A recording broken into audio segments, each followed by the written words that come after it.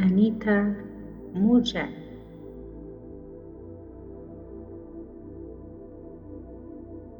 ولدت أنيتا مورجاني في سنغافورة في 16 من مارس سنة 1959 من أبوين هنديين، شاما داساني،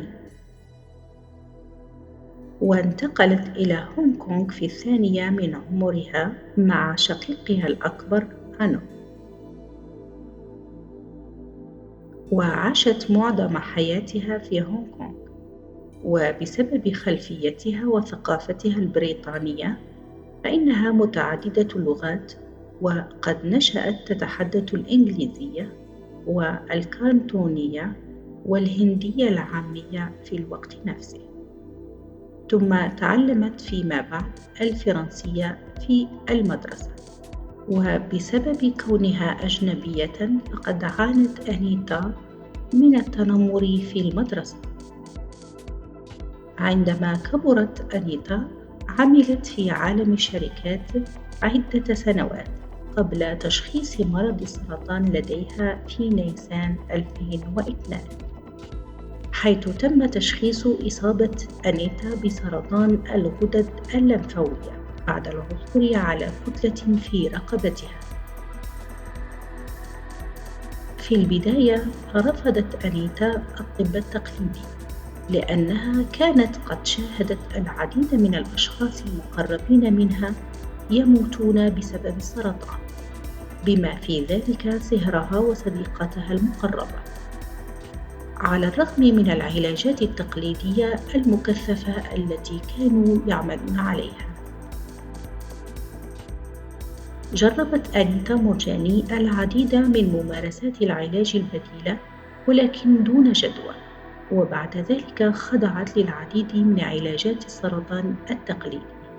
ومع ذلك وعند نقطة معينة وعلى الرغم من هذه العلاجات أخبرها أطباؤها وعائلتها أن الوقت قد فات لإنقاذ حياتها، لأن السرطان كان قد انتشر في جميع أنحاء جسدها، الذي جعل من حالة أنيتا تستاء إلى أن دخلت في حالة من الغيبوبة التي دامت 30 ساعة. خلال تلك الساعات 30 تؤكد أنيتا أنها واجهت ما يسمى بالخروج من الجسد أو تجربة الاقتراب من الموت. إن تجربتها الرائعة والمؤثرة في الاقتراب من الموت في أوائل عام 2006 غيرت منظورها إلى الحياة على نحو هائل، فأصبح عملها الآن متأصلاً في العمق والبصيرة التي اكتسبتها أثناء تواجدها في العالم الآخر.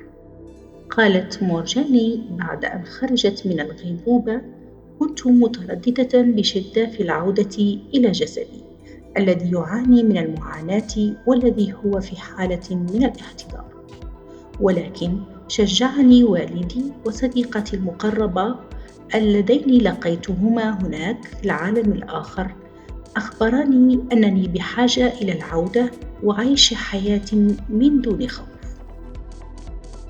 بعد خروج أنيتا من غيبوبتها تقلصت الأورام في جسدها بنحو 70% في غضون 4 أيام، وفي غضون 5 أسابيع كانت خالية من السرطان وخرجت من المستشفى بشكل نهائي. قضت أنيتا 1 أشهر في العلاج الطبيعي لاستعادة قوتها واستخدام كل عضلاتها وأطرافها.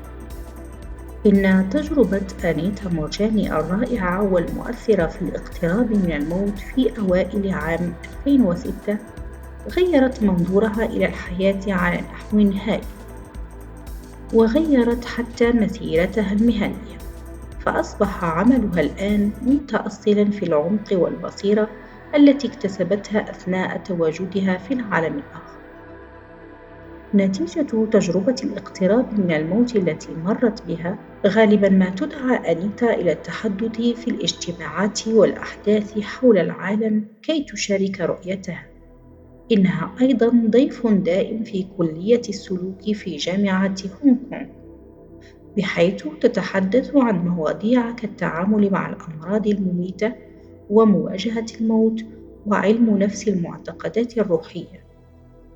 إنها تجسيد لحقيقة أننا جميعاً لدينا الطاقة والقوة الداخلية والحكمة من أجل تجاوز أسوأ مشاكل الحياة، فهي الدليل الحي على هذه الإمكانية. التقت أنيتا بزوجها داني مورجاني في هونغ كونغ، وتزوجا في ديسمبر سنة 1995. عاشا في هونغ كونغ وانتقلا مؤخراً إلى الولايات المتحدة. لقد قدمت أنيتا مورجاني وصفاً لتجربة الاقتراب من الموت والشفاء اللاحق لها إلى موقع مؤسسة أبحاث تجربة الاقتراب من الموت NDERF، وهو موقع يمتلكه ويديره عالم الأورام جيفري لونج وزوجته جودي لونج، محامية قانون الأسرة. تواصل مع الدكتور وين داير بحيث لفتت انتباهه قصتها الرائعة. وين داير مؤلف المساعدة الذاتية الأمريكي، بحيث اتصل بالناشرين طالبا منهم أن تكتب كتابا سينشرونه في هاي هاوس، والذي كان بعنوان أموت كي أكون أنا. وصل كتاب Dying to Be Me إلى قائمة أفضل الكتب مبيعاً بعد أسبوعين من نيويورك تايمز في مارس 2012.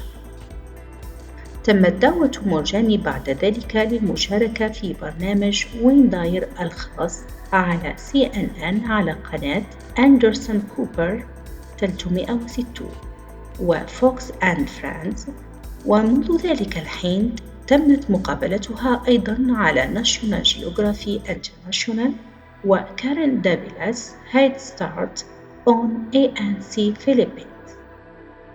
تم بيع أكثر من 1,000,000 نسخة من كتاب Dying to Be Me في جميع أنحاء العالم، وترجم إلى 40 لغة. بعد ذلك ظهرت أنيتا في مقابلات على نحو دوري في العديد من البرامج التلفزيون المشهورة حول العالم، حيث ظهرت في برنامج أندرسون كوبر 360 على قناة CNN، وكذلك فوكس نيوز، وبرنامج جيف بروبست وناشيونال جيوغرافيك انترناشونال توداي شو في الولايات المتحدة، وكذلك في إيرل ريبورت في هونغ كونغ، وبرنامج هيد ستارت مع كارين دافيلا في الفلبين، والعديد من البرامج الأخرى كبرنامج أورس. حصلت شركة سكوتش فري للإنتاج على حق إنتاج فيلم مأخوذ عن كتاب أموت كي أكون أنا، وهي شركة تابعة للمنتج الهوليودي ريدلي سكوت. تجوب أنيتا مورجاني العالم الآن، وقد تم شفاؤها التام من السرطان، وتقيم خطابات وورشات عمل، وكذلك تخطب في المؤتمرات والمناسبات الخاصة لتشارك فوائد الرؤية التي اختبرتها في العالم الآخر. لقد ظهرت في مقابلات على نحو دوري. يقول الدكتور إبن ألكسندر، وهو جراح أعصاب وكاتب لكتاب دليل الجنة وكتاب خارطة الجنة، عن أنيتا مورجاني: أدى تطور الحكمة لدى أنيتا إلى دفع القراء نحو صحة وتناغم عظيمين، وهذا يعني أن محبة الإنسان لنفسه بصدق في أثناء مواجهة تحديات حياتهم ما هو إلا تكميل لكل تحقيق بشري هنا على الأرض. أما الدكتور جو ديسبانزا مؤلف كتاب أنت الوهم، فيقول: إن كانت الحياة عبارة عن رحلة وليست وجهة، هل من الممكن أن تكون الجنة هي الحياة التي نحياها هنا على الأرض؟ هناك الكثير من الناس يخافون من الموت إلى درجة أنهم يخافون أن يعيشوا حياتهم على أكمل صورة أيضا. قامت أنيتا مورجاني بعمل مبهر حين بددت الغموض عن طريق تحطيم سحر معتقداتنا الاعتيادية لأول مرة، ثم إعطاءنا الأدوات العملية كي نحيا من جديد. كتاب ماذا لو كانت هذه هي الجنة؟ سيحرر روحك ويعلمك أنك لست مضطرًا أن تموت حتى تعيش في الجنة. من مؤلفات أنيتا مورجاني: التأمل بالقرب من الموت، تسجيلات صوتية، سنة 2018. ماذا لو كانت هذه هي الجنة، 2017. قصة عن من أنت حقًا، الجنة رحلة اختيارية، تأملات موجهة لتجربة الجنة على الأرض، تسجيلات صوتية. أموت لأكون أنا، رحلتي من السرطان إلى قرب الموت إلى الشفاء الحقيقي، التأمل العميق للشفاء. للمزيد من المعلومات عن أنيتا مورجاني يمكنكم زيارة موقعها الخاص www.anitamorjani.com.